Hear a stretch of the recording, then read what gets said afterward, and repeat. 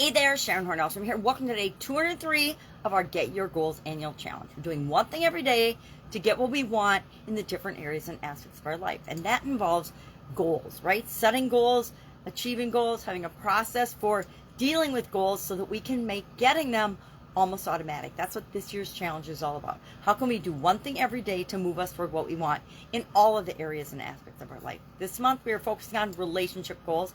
And today's topics, I've got 3 little topics today. Of course, in Guide 17 of the Get Up and Go Challenge private Facebook group, on day 203, you can find a write-up about this topic, but I'm just going to briefly talk about them and then give you a little challenge for each of the 3 topics today. Commitment. How committed are you to your relationship? The effort, work, or energy you're willing to put into your relationship. And then open-minded or open-mindedness. How open-minded and flexible are you when it comes to your relationship? We're going to do this today. We're going to do a little exercise. We're going to rate ourselves in each of these areas using different scales.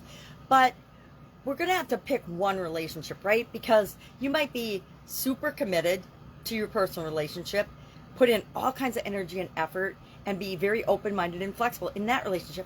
But then you look at your relationship with your boss and you're like, I'm not open-minded at all. Or the people that report to you in your work, it's my way or the highway. That's not very open-minded.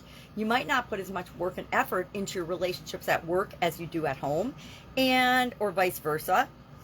And you might be not really committed to the people that you work with because you know that they come and go. If you've got a high turnover in your business or in your workplace, you know that there's not a whole lot of value in getting super invested into people until you know that they're going to stay with the organization. So, our topics today, commitment. How committed are you to a particular relationship? Just pick one, any one relationship. I'm going to pick relationship with my granddaughters because I absolutely unconditionally love my granddaughters and it's a fun one to pick, and I just thought of it right now. So, how committed am I to having an awesome, terrific, amazing relationship with my granddaughters? Well, I'm going to say 9 or a 10. Let's do this one on a scale of 1 to 10. How committed are you to making sure that the relationship works? I want to have a lifelong relationship, at least until I pass away, with my granddaughters, and I want to make sure that it's a positive, nurturing one that makes them, has the most positive influence on them that I possibly can. So that one's like a 9 or a 10.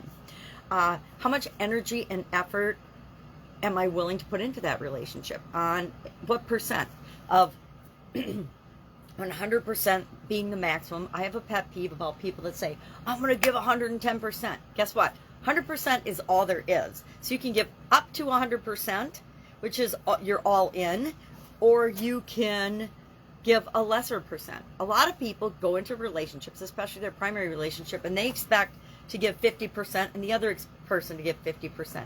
Guess what happens when that happens? You get divorced because each party has to give 100% and not know what the other is going to give in return, because we expect them to give all themselves and be all in, but obviously that's not true for everybody, or there wouldn't be such a high divorce rate or broken up relationships.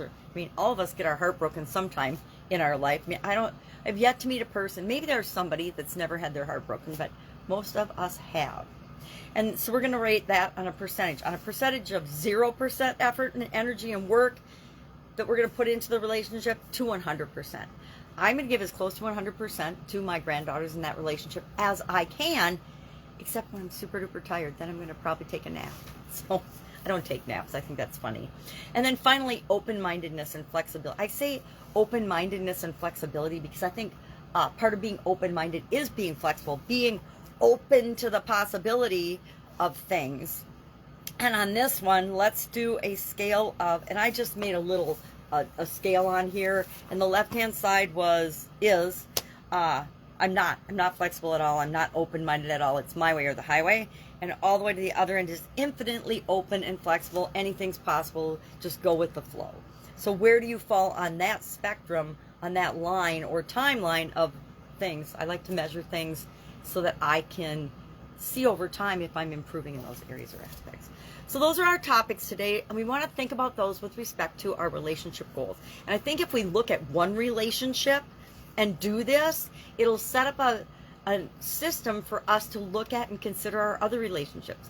We have to keep in mind that every relationship doesn't deserve are open-minded, 100% effort, 10 level of commitment, right? People come in and out of our life all the time for a reason and a season. We want to figure out why they're there, what they're here for, what they're supposed to show us or teach us, and then realize that sometimes they'll come and go. Sometimes people leave us. Sometimes people pass away. All different reasons people come in and out of our lives. Any questions about this? Hit me up. It's a weekend in my neck of the woods. We've got a lot going on, so I like to keep it short. If I can help you in any way, ask. Otherwise, have an awesome day. Think about your relationships. We're getting ready to head into our relationship and our goal process toward the end of this month, so start thinking about that as well. If I can help you in any way, please ask. Otherwise, have a fantastic day, and I'll, of course, be with you tomorrow. Bye.